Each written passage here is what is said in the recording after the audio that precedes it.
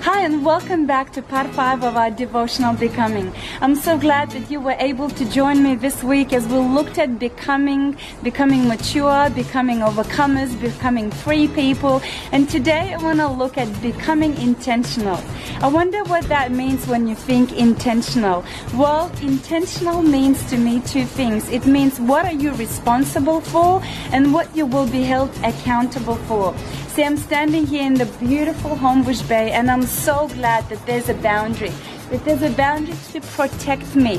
See, when people were building this building, they were thinking, what are they responsible for and what will they be accountable for? And so many of us, we grow up in households where we think that we always have to say yes, where we think that we always have to be available, but that is not the truth. The truth is, no is a full sentence, and we can always say no. You don't have to add to no, you don't have to take away from no, because no can be a very full sentence.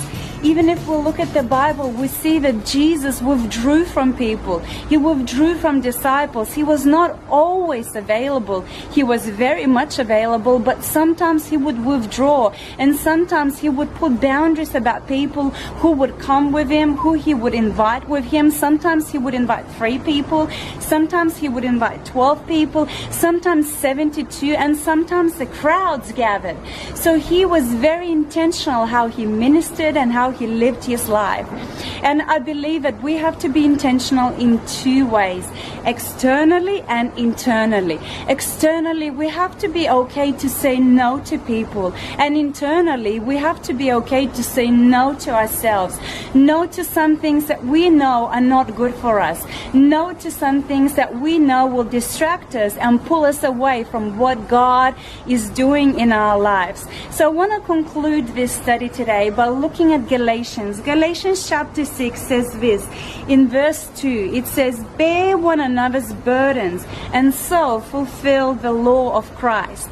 And then down the same chapter, it says in verse 5, for each one shall bear his own load. Now, is the writer of Galatians confused? Because he's saying at the beginning, bear one another's burdens, but then he says, for each one should carry its own load. Well, those 2 words are not the same. And if you have your Bible, open it up and circle burdens and circle load. See, when the Apostle Paul speaks about load, he speaks about a little bag, even like a bag or a backpack, something that is light and can be carried. But when he speaks about burdens, it's heavy loads, heavy burdens that are hard to bear. Things like divorce, things like death, things like very difficult times that sometimes we might be going through. He says we should bear one another when we have burdens, but we should all carry each one of us should carry our own load. See, if all of us are burdened by little loads, if I take your load and if I take someone else's load and I carry my load and I'm burdened now by all the little backpacks that I have to carry, it's not healthy, and I can't help many people because I myself become burdened.